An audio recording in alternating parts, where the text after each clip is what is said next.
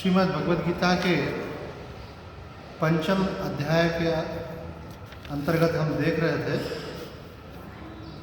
कि भगवान श्री कृष्ण कहते हैं, संन्यासस्तु महाबाहो दुःखमाप्तुम योगता योग युक्तो मुनिर्ब्रह्म न चिरेण आदि गच्छति। अर्थात हे महाबाहो, जो योग युक्त अर्थात कृतोपास्य नहीं है उसके लिए संन्यास निष्ठा होना कठिन है, और जो मननशील योग युक्त है वह अवलंब ही ब्रह्म की प्राप्ति कर लेते हैं। यहाँ जो भगवान कह रहे हैं कि जो योग युक्त नहीं है उनके लिए परमात्मा का अनुभव करना, ज्ञान में स्थित होना कठिन है। तो योग युक्त से अभिप्राय क्या है कि जिन्होंने उपासना के द्वारा अथवा सेवा के द्वारा अपना मन शुद्ध नहीं किया है। मन में संसार की अनेक प्रकार की वासनाएं होती हैं, इच्छाएं होती हैं, वो हमको भगवत प्राप्ति में, ब्रह्मानुभूति में बाधक बनती है। जब तक हमारा अंतःकरण निर्वासनिक नहीं होता तब तक हमको परमात्मा की प्राप्ति नहीं हो सकती। ठाकुर रामकृष्ण परमहंस कहते हैं, लेश मात्र वासना रहते ब्रह्म स्वरूप में स्थिति नहीं हो सकती। तो इसलिए मन को शुद्ध करना बहुत जरूरी है। भाई मन की शुद्धि कैसे होगी? तो उसके दो उपाय हमारे शास्त्रों में होता है।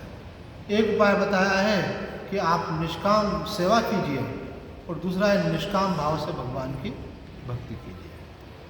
तो कह रहे हैं जिसका अंतःकरण शुद्ध हो चुका है, ऐसे जो मननशील योग युक्त हैं वे अविलंब ही ब्रह्म की प्राप्ति कर लेते हैं, अर्थात उनको फिर ब्रह्म की प्राप्ति में कोई विलंब नहीं होता। आचार्य शंकर इस श्लोक की व्याख्या करते हुए कहते हैं, कर्मयोग के बिना पारमार्थिक संन्यास प्राप्त होना कठिन है ना। मतलब कर्मयोग जब तक नहीं कर लिया है तो सीधे पारमार्थिक संन्यास का मतलब है कि कर्तापन के अभिमान का त्याग करना, करने वाला मैं हूँ, इस अभिमान को छोड़ पाना कठिन है जब तक कि आपका मन शुद्ध नहीं होता। ऐसे तो हम लोग सुनते हैं सत्संग में भी, और महापुरुषों की अनेक वाणियाँ हम पढ़ते भी हैं, शास्त्र भी पढ़ते हैं कि भाई करने वाले हम नहीं, करने वाला परमात्मा है। लेकिन व्यवहार में जब व्यक्ति आता है और उसका कोई कार्य नहीं हो पाता तो उसको लगता है कि मैं नहीं कर पा रहा हूँ, और कर लेता है तो उसको लगता है कि मैंने ये काम अच्छे से कर लिया। तो इसका मतलब ये है कि व्यवहार में आने के बाद फिर वो शरीर इंद्रिय मन से जुड़ कर के फिर से अपने को कर्तापन में ले आता है। तो कहते हैं ये क्यों हो जाता है, कर्तापन का अभिमान क्यों नहीं छूट पाता है? तो कहते हैं इसीलिए नहीं छूट पाता है कि अभी कर्मयोग का आपने आचरण समग्रता से नहीं किया है, इसलिए ये स्थिति बन नहीं पा रही है।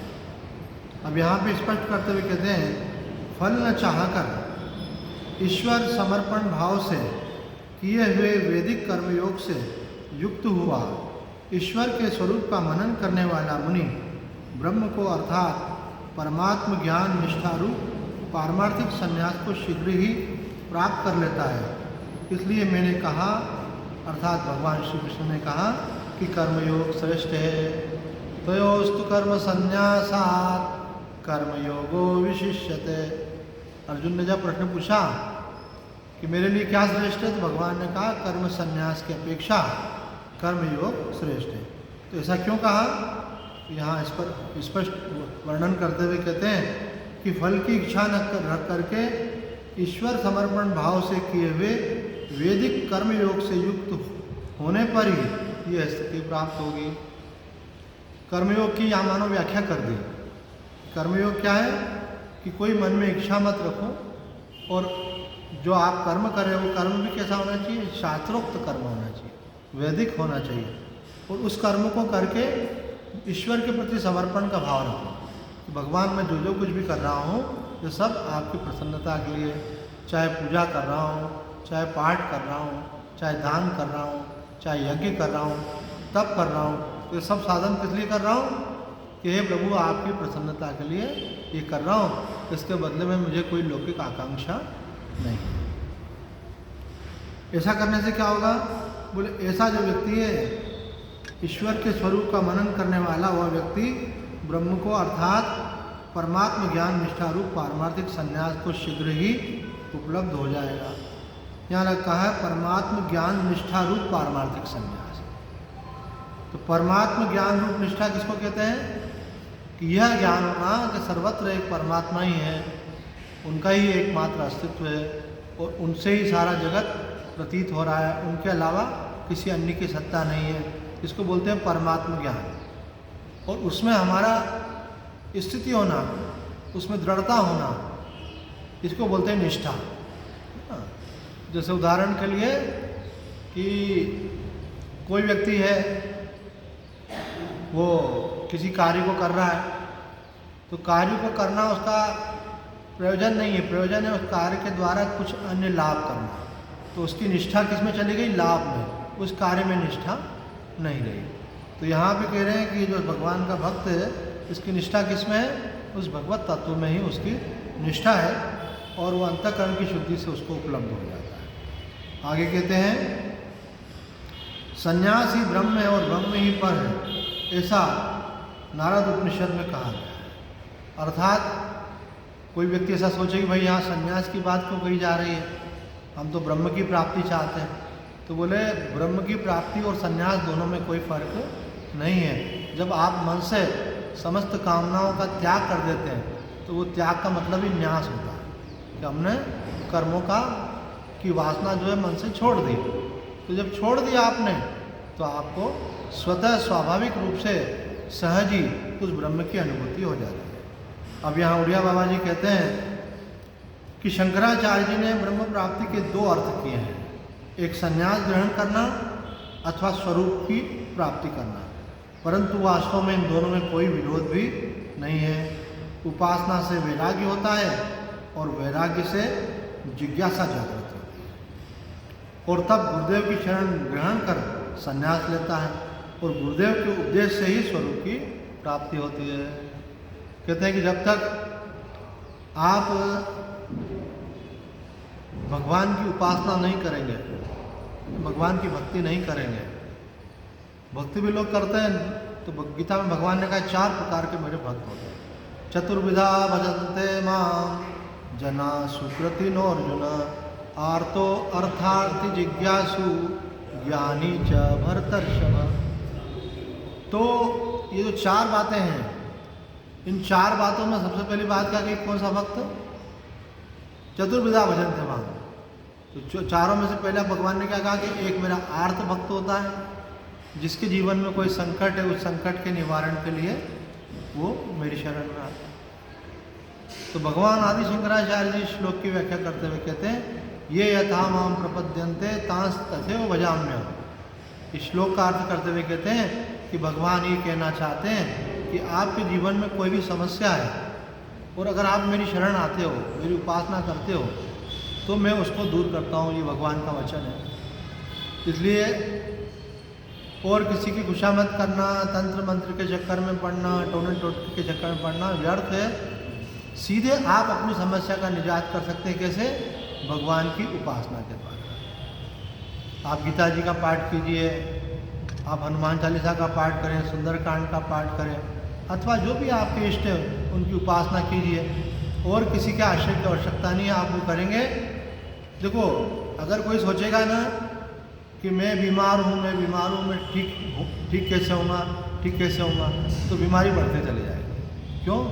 बीमारी का चिंतन कर रहा है बीमारी के साथ। लेकिन वही व्यक्ति अगर महामृत्युंजय मंत्र का जप करना शुरू कर दे तो उसकी बीमारी धीरे धीरे चली जाएगी। इसी प्रकार से कोई बोले बड़ा आर्थिक संकट है, बड़ी परेशानी है, तो वो बार बार बोलने से वैसे वाइब्रेशन और उसके माइंड के साथ साथ पूरे वातावरण में भी बन जाएंगे और वो निगेटिव लोगों को अट्रैक्ट करेगी और अच्छे लोग आपसे दूर होते चले जाएंगे। इसलिए चिंता नहीं करना चाहिए। चिंता करने के बजाय उसका उपाय करना चाहिए, अर्थात भगवत चिंतन करना चाहिए। तो किसी महापुरुष से मिलें और पूछें भाई क्या उपाय है, वो उपाय बताएं कि भाई ये मंत्र है, ये पाठ है, इसको आप कीजिए। अब आप श्री सूक्त का पाठ करने लगे, है ना, कनक धारा स्तोत्र का पाठ करने लगे, तो वो पाठ किस लिए है? आर्थिक संकट के निवारण के लिए। तो आपके संकट का निवारण हो जाएगा। और चिंता करने से निवारण नहीं होगा, बल्कि चिंता करने से और शरीर हमारे पूर्वजों ने कहा है कि चिंता चिता के समान है। वो जीव चिता तो एक बार में जला देती है, चिंता धीरे धीरे करके व्यक्ति को जलाती है। इसलिए चिंता नहीं करना चाहिए, बल्कि कोई समस्या हो तो किसी संत महापुरुष विद्वान के पास जा कर के उनको बताना चाहिए। तो ऐसी कोई समस्या नहीं है जिसका समाधान शास्त्रों में नहीं दिया हुआ है, हर समस्या का समाधान होता है। तो यहाँ कह रहे हैं कि ठीक है, अब समस्या का समाधान हो गया, उसके बाद क्या करोगे? तो बोले कि फिर कोई नई समस्या आ सकती है। बोले फिर समाधान करोगे? आखिर फिर आपको एक दिन ऐसा समझ में आ जाएगा, अरे इस संसार में तो समस्याओं का कोई अंत होता ही नहीं, मुझे सच्ची शांति कैसे मिले? तो यहाँ पे कहा है कि आर्त और अर्थार्थी तो भगवान से मांगते हैं, लेकिन जिज्ञासु भगवान से संसार की मांग नहीं करता है। बोले भगवान दुनियादारी तो मैंने बहुत देख ली, अब उसको मैं प्रारब्ध पे छोड़ता हूँ, जो भाग्य में लिखा होगा। अब मेरा कल्याण कैसे हो, ये मुझे मार्ग चाहिए। तो जिज्ञासु की इच्छा होती है कि मुझे परमात्मा का अनुभव करना है। तो कहते हैं कि जब ये स्थिति आती है तो उपासना करने से उसको वैराग्य होता है। पहले उसको क्या था, राग था, इसलिए संसार के बारे में ही मांग करता था। अब उसको क्या हो गया, अब उसको वैराग्य हो गया। तो वैराग्य होने से फिर वो वैराग्य से उसके अंदर फिर जिज्ञासा जागृत होगी। जब उसका मन संसार से हटेगा, उसको जिज्ञासा जागृत होगी कि अब मुझे परमात्मा की प्राप्ति कैसे हो, व्याकुलता होगी, लगन जगेगी।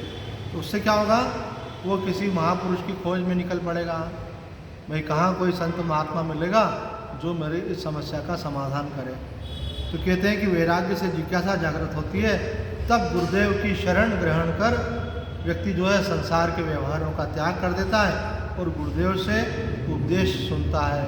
और उपदेश सुन कर के उसे उस उपदेश की निष्ठा जब हृदय में बन जाती है तो उसको उस परम तत्व की अनुभूति हो जाती है। मधुसूदन सरस्वती जी कहते हैं, अंतःकरण शुद्ध न होने के कारण उसकी फलभूता ज्ञान निष्ठा तो हो ही नहीं सकती, तथा अंतःकरण की शुद्धि करने वाले कर्म में अधिकार नहीं रहता। कहते हैं कि अगर किसी व्यक्ति ने त्याग कर दिया, सब कुछ छोड़कर चला गया, बोले कहाँ चला गया? बोले किसी आश्रम में चला गया, किसी तीर्थ में चला गया, जंगल में चला गया। बोले मैं रूखा सूखा जो भी मिलेगा खाऊंगा और भगवान का भजन करके इसी जन्म में अपना कल्याण करूँगा। तो बोले भाई आपके अंदर इस बात की पात्रता है कि नहीं है?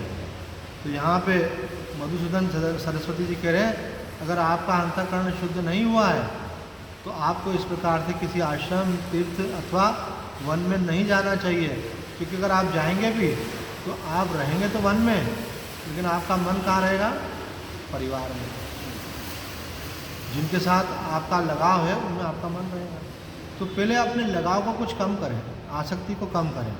तो बोले भाई वो कैसे होगी? तो बोले उसका उपाय पहले ही बता दिया कि अंतःकरण शुद्ध करने का उपाय केवल सेवा और उपासना है। इसके द्वारा ही आपका अंतःकरण शुद्ध होता है।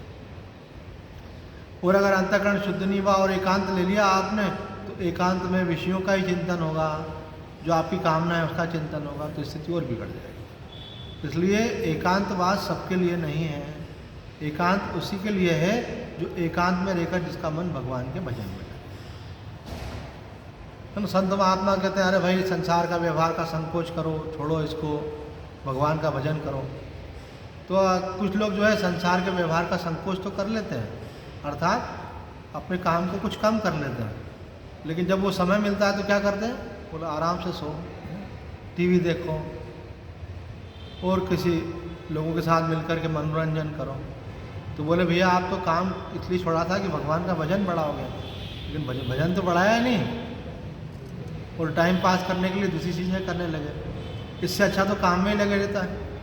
ये निद्रा, आलस्य, प्रमाद में तमोगुण कहलाता है। और कार्य कर रहे हो आप किसी कामना से, वो रजोगुण कहलाता है। तो रजोगुण से आपको जाना था सत्वगुण में, और सत्वगुण में नहीं जाकर आप आगे किस में? तमोगुण में। तो बोले इससे तो अच्छा है कि काम करते रहो। कार्य को त्यागने का अधिकार उसी को ही है कि जो उसको छोड़ करके फिर अपना मन अपने कल्याण के कार्यों में लगा सके। तो यहाँ मधुसूदन सरस्वती जी कहते हैं, अनधिकृत चेष्टा करने से दोनों तरफ से भ्रष्ट हो जाता है। उधर से कर्म भी छूट जाता है, इधर से ज्ञान भी नहीं मिल पाता। इस प्रकार कर्म और ब्रह्म दोनों से भ्रष्ट हो जाने के कारण बड़ा संकट उपस्थित हो जाता है। इसलिए साधक को अपनी योग्यता का विचार करके कर्म में प्रवेश करना चाहिए। ऐसा नहीं सोचना चाहिए कि ये श्रेष्ठ चीज़ है तो ये मैं भी कर लूँ, है ना। आपके पास मानो एक निश्चित राशि है, आप कोई वस्तु लेने के लिए गए तो उसमें तो वो बहुत सारी चीज़ें दिखाएगा आपको, पर आप खरीदोगे कौन सी जो आपकी राशि में खरीदी जा सकती है। तो आपने बोला नहीं वो चीज़ मुझे बहुत पसंद है। बोले वो चीज़ तो महंगी है, आपके पास उतना रुपया तो है ही नहीं। तो बोले खरीदना तो मुझे वही है। अब आपका तो कार्य रुक जाएगा, आपने वस्तु खरीदी नहीं तो आप अपने बजट की चीज़ ले लेते तो आपका काम चल जाता। तो इसी प्रकार से आध्यात्म में भी होता है। आध्यात्म में भी मनुष्य ने कभी कभी सोचता है कि ये साधना सर्वश्रेष्ठ है तो मैं भी यही करूँ। बोला आप महात्मा जी बन गए तो मैं भी महात्मा जी बन जाऊँ। तो बोले भाई हर कोई महात्मा नहीं बन सकता। महात्मा बनने के लिए संसार से मन को हटाना जरूरी है। अगर संसार से मन को नहीं हटाओगे तो महात्मा बन करके चिंतन किसका करोगे? संसार का। संसार किसको बोलते हैं? धन की वासना, भोग की वासना, मान प्रतिष्ठा की वासना, और जो प्रियजन है उनमें मोह, संबंधियों में मोह, यही संसार है। तो संसार मन से छूटता है, शरीर से छोड़ने की चीज़ नहीं है। शरीर से छोड़ कर आप चले भी जाओगे तो मन उसका चिंतन करेगा।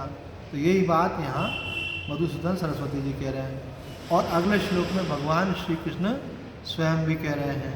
भगवान श्री कृष्ण कह रहे हैं संन्यासस्तु महाबाहो दुखमाप्तु मयोगत योगयुक्तो मुनिर्ब्रह्म अनचिरेणाधिगच्छति। अर्थात हे महाबाहो, जो योग युक्त नहीं है उसके लिए संन्यास निष्ठा होना कठिन है, और जो मननशील योग युक्त है वह अविलंब ही ब्रह्म की प्राप्ति कर लेता है। अब देखिए उड़िया बाबा जी क्या कह रहे हैं,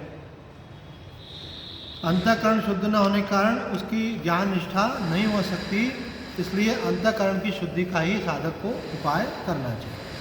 अब अगले श्लोक में बतलाते हैं कि जिसको ज्ञान निष्ठा अर्थात भगवत तत्व का साक्षात्कार हो गया है, मुक्ति हो गई है, उसका व्यवहार कैसा होता है। एक बार हमारे मन में आया कि भाई वायलिन सीखें, तो हम किसी संगीतज्ञ के पास पहुँचे जो सिखाते थे। तो उनके पास पहुँचे तो उन्होंने हमको बोला भाई ऐसे ऐसे पकड़ो वायलिन, ऐसे हाथ रखो और ऐसे चलाओ, और बोले ऐसे करने से इसमें से आवाज़ निकलेगी सा, फिर ऐसे करोगे तो निकलेगी रे। तो बोले आज का लेसन ये है कि ये सारे बजाओ ऐसे। तो आधा घंटा पौन घंटा जो था तो पूरे टाइम सारे ऐसे बजाता रहा। फिर अगले दिन गया तो बोला अब क्या? तो बोला अब इधर दबाओ, यहाँ नहीं यहाँ दबाओ, अब इसमें निकलेगा ग म। तो वो ग म बजाते बजाते मैं भी गम में आ गया। मैंने बोला मैं तो सीखने आया था कि कुछ भजन गाऊंगा, कुछ अच्छा गाऊंगा, और आप तो ये सारे गा। तो बोला थोड़ा कुछ दिन पहले ये करना पड़ता है, उसके बाद फिर वो आता है। उन्हें हिम्मत की, फिर पौधा निशा में लेके गए, फिर आगे पीछे ले रहे थे, कभी सा से ना पहले आए। तो जब मैंने 7-8 दिन करा तो 8वें दिन मैंने, सर दूसरे को सिखा रहे थे, मैंने तो वायलिन रख दी। मैंने कहा अपने बस का नहीं है। मैंने कहा सर मैं बस आज तक ही आ रहा हूँ, कल से मैं नहीं आ पाऊँगा। बोले क्यों? मेरा मन नहीं लगता इसमें। तो उन्होंने कहा ठहरो। सब बच्चे चले गए। उसके बाद उन्होंने एक बढ़िया गाना सुनाया मुझे वायलिन के ऊपर। मैंने कहा अरे वाह कितना बढ़िया। मैंने कहा ये तो मैं सीखने आया था आपसे, पर ये आपने मुझे इसमें लगा दिया। तो वो बोले कि देखो यहाँ तक पहुँचने के लिए थोड़ी सी तपस्या करनी है। तो जब उन्होंने वो जब गाना सुनाया तो मेरा मन खुश हो गया। मैंने कहा चलो मैं और कोशिश करूँगा। तो इसी प्रकार से भगवत गीता में भी आप देखोगे कि आपको ये तो बताते हैं कि ये जप करो, तप करो, त्याग करो, तपस्या करो, नियम करो। तो साधक बोलता आ रहा है भाई ये सब तो बड़ा कठिन है।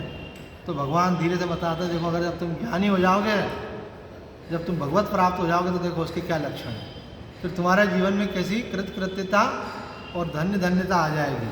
तो इस श्लोक में यही बात कही है कि जो व्यक्ति योग युक्त है, विशुद्ध चित्त है, संयत शरीर है और जितेंद्रिय है, वह संपूर्ण जीवों को अपना आत्मा ही समझता है और कर्म करते हुए भी लिप्त नहीं होता। साधारण मनुष्य जो होता है ना, हमेशा हर्ष शोक में रहता है। कोई काम करने गया और सफल हो जाए तो बड़ा खुश होगा, और काम नहीं हो पाया तो मन खराब हो जाएगा उसका। कोई कार्य क्या, उसके फलस्वरूप कोई अनुकूलता मिली, लाभ मिला, यश मिला तो बड़ा अच्छा लगेगा।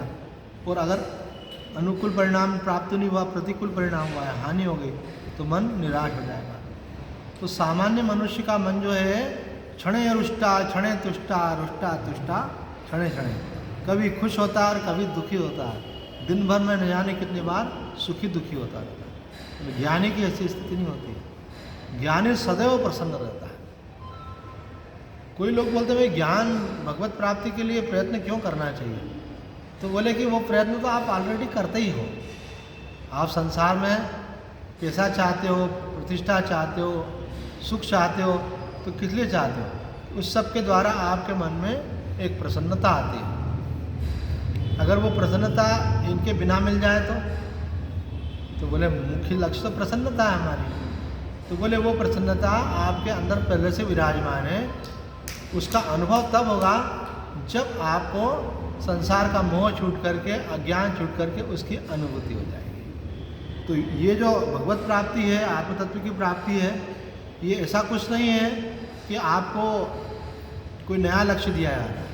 ये जन्मजात सबके अंदर है ना। उदाहरण के लिए एक व्यक्ति भगवान शिव की उपासना कर रहा था, खूब तपस्या करी, भगवान शिव प्रकट हो गए। मानो आप ही तपस्या कर रहे थे और भगवान प्रकट हो गए, और आपसे भगवान ने पूछा बेटा क्या चाहते हो?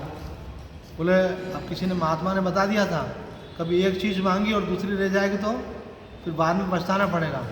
इसलिए भगवान से ऐसा मांगो कि भगवान मुझे सुख मिले और शांति मिले, तो सुख में सब कुछ आ जाएगा। चाहे स्त्री का सुख हो, धन का सुख हो, संतान का हो, मकान का हो, वाहन का हो, है ना, सामाजिक प्रतिष्ठा का हो, बोले सब आ जाएगा।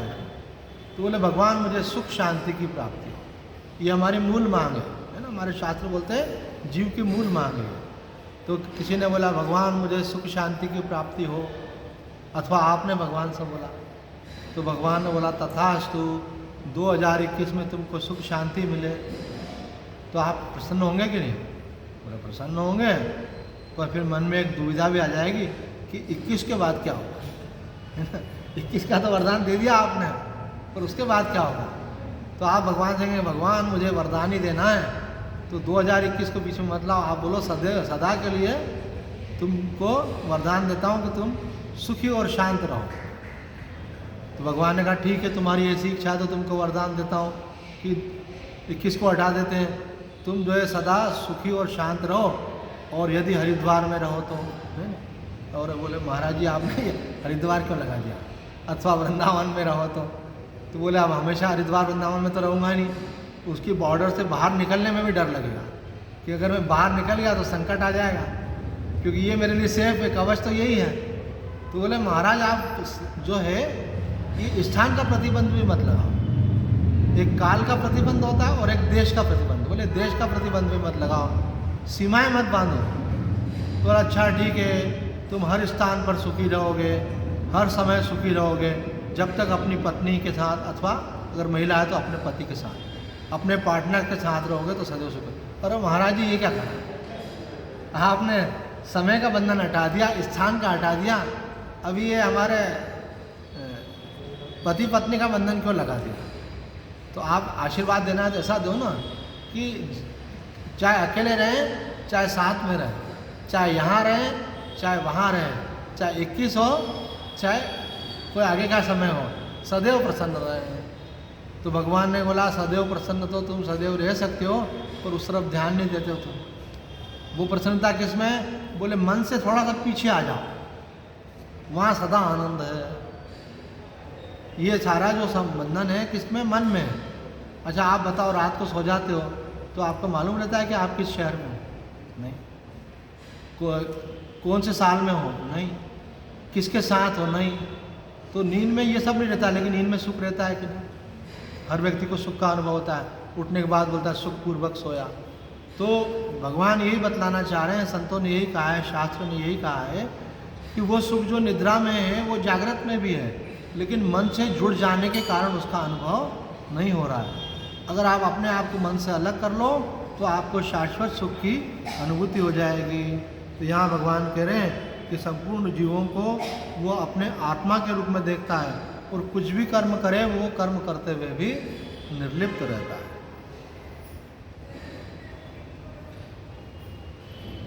इसकी व्याख्या करते हुए देखो यहाँ पे आदि शंकराचार्य जी महाराज कहते हैं योग युक्त किसे कहते हैं? जिसे अभ्यास करते करते विषयों का विस्मरण हो गया है उसको योग युक्त कहते हैं, है ना। जैसे आप भगवान के नाम का भजन कर रहे हो अथवा पाठ कर रहे हो, है ना, अथवा कीर्तन कर रहे हो और करते करते आपको दुनिया का विस्मरण हो गया, उस व्यक्ति को योग युक्त कहा जाता है। क्योंकि भगवान ने 4 कंडीशन रखी है, योग युक्त, विशुद्ध आत्मा, विजित आत्मा, जितेंद्रिय।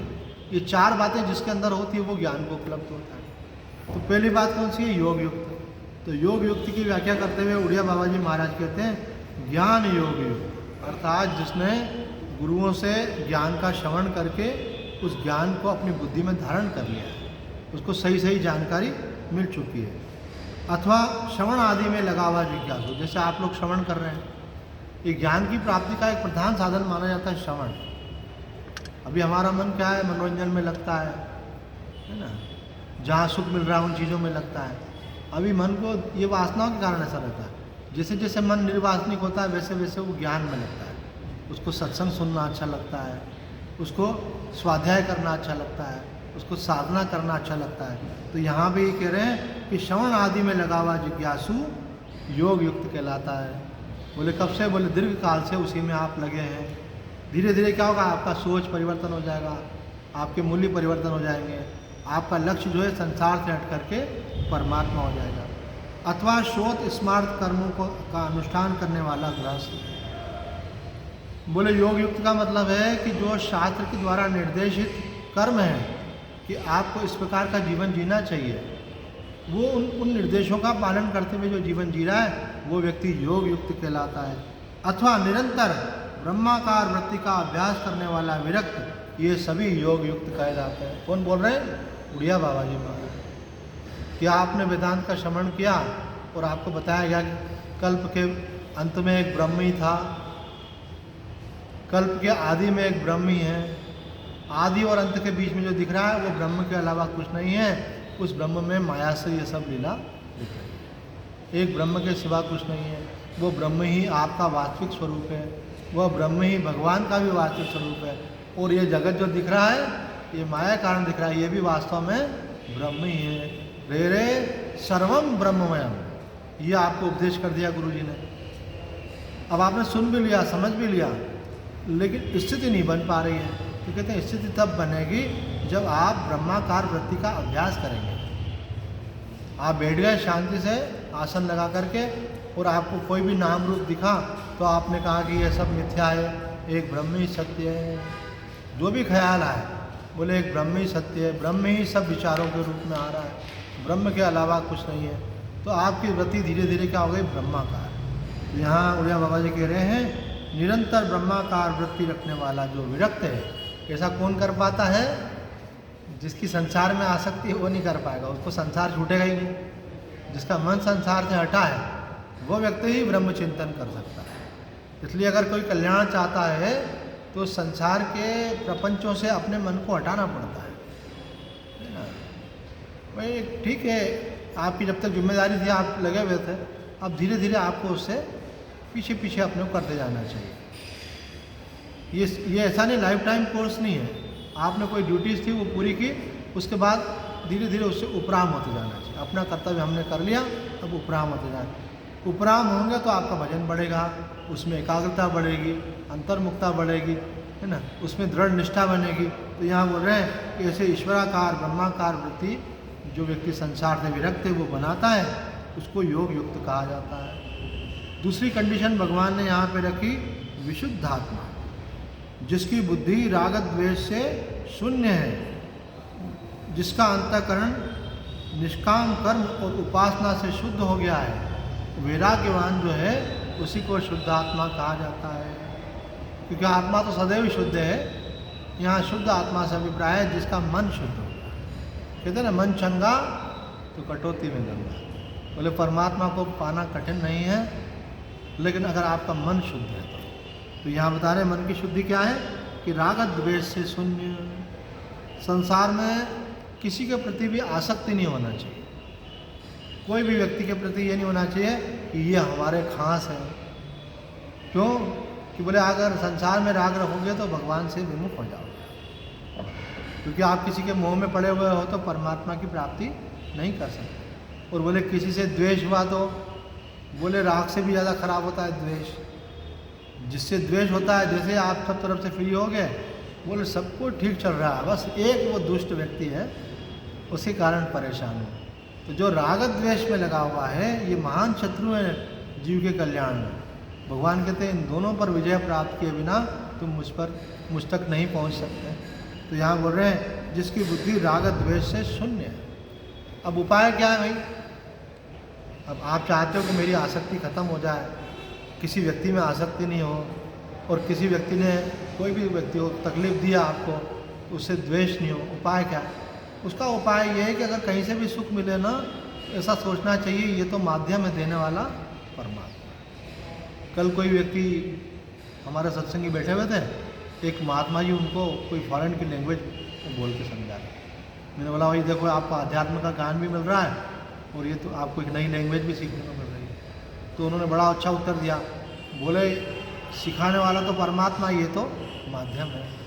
मतलब बिल्कुल ठीक बात है कि आपको संसार में जहाँ भी कुछ ज्ञान मिले, कोई सुख मिले, कोई अनुकूलता मिले, तो ऐसा सोचना चाहिए ये व्यक्ति तो निमित्त है, देने वाला परमात्मा। बिल्कुल राइट। ऐसा सोचने से क्या होता है? ऐसा सोचने से व्यक्ति में राग नहीं होता है। जैसे उदाहरण के लिए मानो मैं कहीं रह रहा हूँ और मुझे बहुत बढ़िया भोजन मिल रहा है, तो मुझे लगेगा अरे इतना अच्छा भोजन मिल रहा है, अपन यहीं रहे तो अच्छा है, इसके हाथ का भोजन मिलता रहेगा आपको। तो क्या हो गया? उसमें राग हो गया। और अपन क्या सोचें ऐसा कि ये तो निमित्त है, भगवान की व्यवस्था में हमको ये माध्यम बना है और हम भगवान हमको अच्छा भोजन करवा रहे हैं, तो कोई भी अनुकूलता हो तो उसमें क्या होगा? आपका उसमें आसक्ति नहीं होगी। आपकी आसक्ति किस में होगी? भगवान में। भगवत आसक्ति जो है वही भगवत प्रेम है। संसार की आसक्ति जो है जीव को बांधने वाली है, बंधन में डालने वाली है, और भगवान से प्रेम जीव का कल्याण करने वाला है। तो जब भी आपको कहीं से सुख मिले तो क्या सोचना चाहिए? ये सुख तो ये तो निमित्त मात्र है, देने वाले कौन है? भगवान। इसलिए थैंक्स गॉड, भगवान को धन्यवाद दीजिए। कभी भी अनुकूलता आए तो व्यक्ति को मत महत्व दीजिए, सामने वाले व्यक्ति को शिष्टाचार में जरूर बोलिए। ये हमारा व्यवहार है, शिष्टाचार है कि धन्यवाद, आपने हमको सहयोग किया, आपने हमारे लिए अनुकूलता की, धन्यवाद आपको। पर मन ही मन का सोचो कि सबके हृदय में परमात्मा बैठे, इनके हृदय में बैठ करके परमात्मा ने उनको प्रेरणा करी, इसलिए इन्होंने मुझे अनुकूलता दी। वही परमात्मा अगर उनके मन में विचार नहीं देता तो वो नहीं करता। तो थैंक्स वास्तव में किसको देना? भगवान है ना। एक व्यक्ति किसी दुकान से कुछ सामान खरीदने गया, तो जो सेल्समैन था उसने बहुत अच्छे से सारा व्यवहार किया। तो कस्टमर ने बोला थैंक्स, तो बोले मैं आपकी थैंक्स को फॉरवर्ड कर देता हूँ। किसको? दुकान के मालिक को।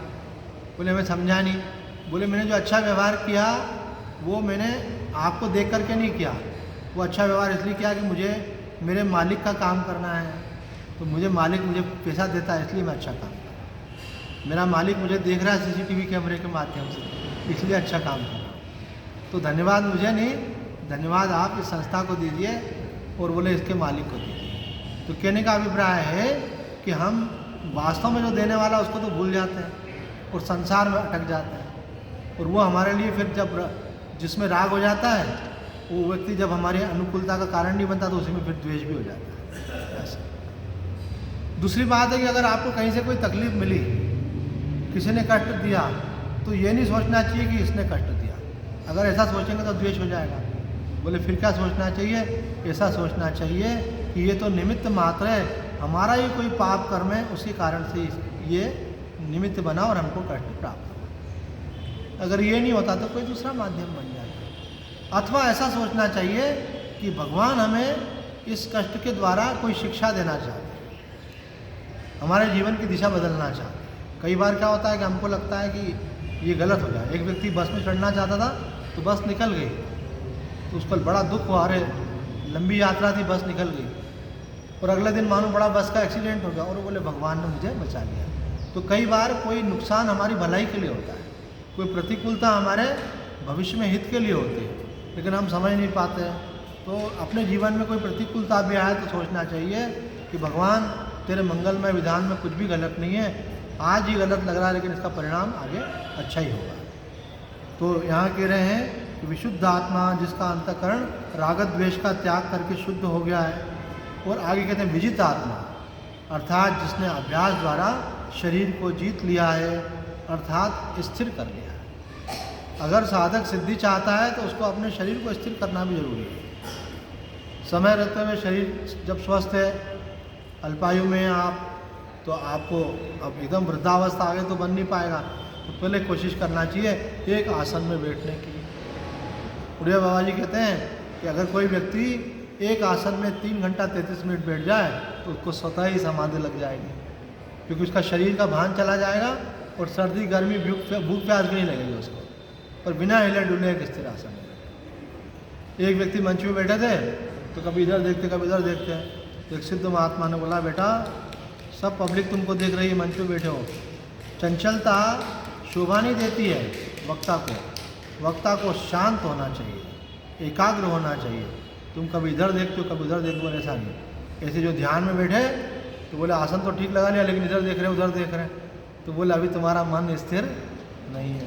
तो हाथ भी स्थिर होना चाहिए, आंखें भी स्थिर होना चाहिए, अर्थात हमारी इंद्रियां स्थिर होंगी तभी हमारा मन स्थिर हो पाएगा।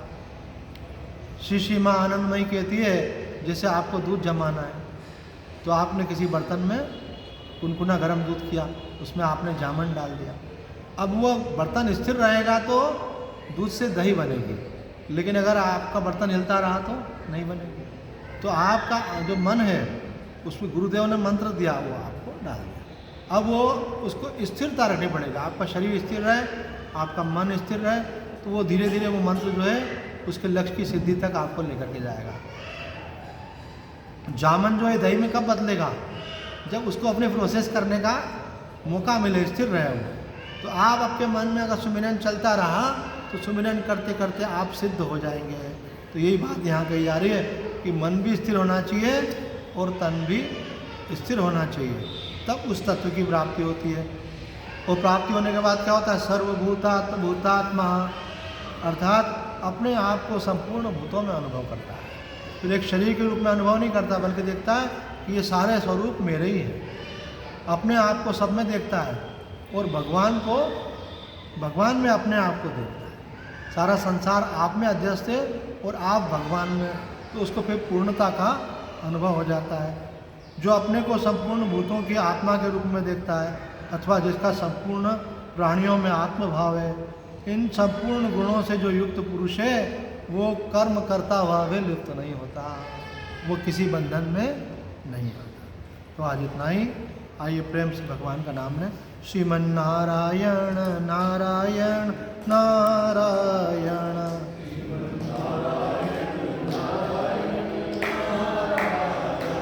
भजमन नारायण नारायण नारायण,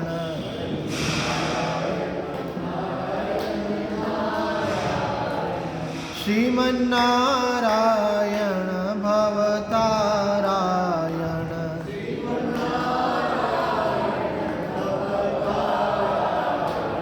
श्रीमन नारायण भवतारायण,